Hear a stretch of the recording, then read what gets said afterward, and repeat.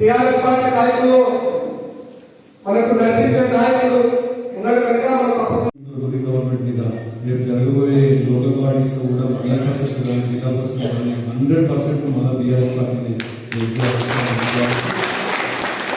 వాళ్ళు చాలా చక్కగా చెప్పింది మనం ఎలాగ ముందుకు వెళ్ళాలి అనేది. ఎందుకంటే రేపు జరగబోయే లోకల్ పార్టీ ఎలక్షన్స్ కూడా మనం పోయి పోరాటం చేసి అలసిపోయి సాధించలేకపోయారు. ఆనాడు ఉండేటువంటి కేంద్ర ప్రభుత్వాలు ఆనాడు ఉండేటువంటి రాజకీయ వాతావరణం వల్ల సాధ్యం కాలేదు. దాన్ని కేసీఆర్ రూపంలో మలిదశ ఉద్యమంలో మనం సుసాధ్యం చేసుకున్నాం. రాష్ట్రం రావడంతో పాటు 10 ఏళ్ల రాష్ట్ర నవనిర్మాణం జరిగింది. నేను నిన్ననే మహారాష్ట్ర నేను వచ్చిన మహారాష్ట్రకి చాలాసార్లు పోయినాం, చాలా రాష్ట్రాలు పోయినాం, ఈ దేశంలో కూడా చాలా ప్రాంతాలు తిరిగినాం. మనం చెప్తే అతిశయోక్తి అనిపిస్తుంది.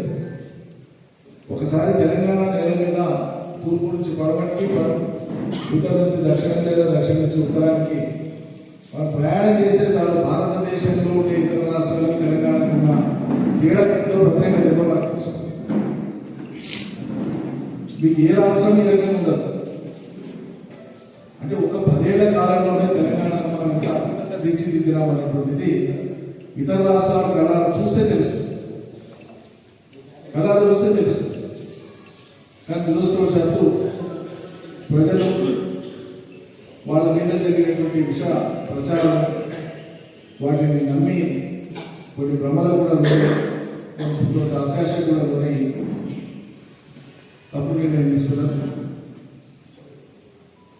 దాని పరిణామాలు పర్యవసానాలు అలా వాళ్ళు అనుభవిస్తున్నారు. మనం ఏం చెప్పాల్సిన పడ్డది. ఎవరి బుద్ధికాడ పోయి గొడవ పెట్టినా కూడా సంస్కృతంలో లేని మాటలు కూడా వాళ్ళకి నేర్పిస్తుంది సందర్భంగా. నాకు తెలిసి ఈ భూమి మీద మనుషులు పుట్టినప్పటి నుంచి ఇన్ని తిట్లు తిన్నటువంటి నరమానవుడు ఎవరు లేడండి ఇప్పుడున్న ముఖ్యమంత్రి తప్ప.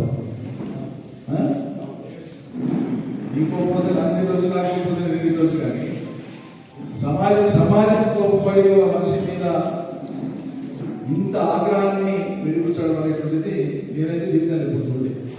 అది వాళ్ళకి తెలుస్తలేదా, చూస్తలేదా, పెట్టలేదా, వాళ్ళు వేవులు ఏర్పాటు చేస్తున్నారు, ప్రజాగ్రహాన్ని ఎందుకు వాళ్ళు దృష్టి తీసుకుపోతలేదు, తీసుకపోయినా అయితే నేను సిగ్గుపెట్టి ఉంటున్నారా నాకు తెలియదు.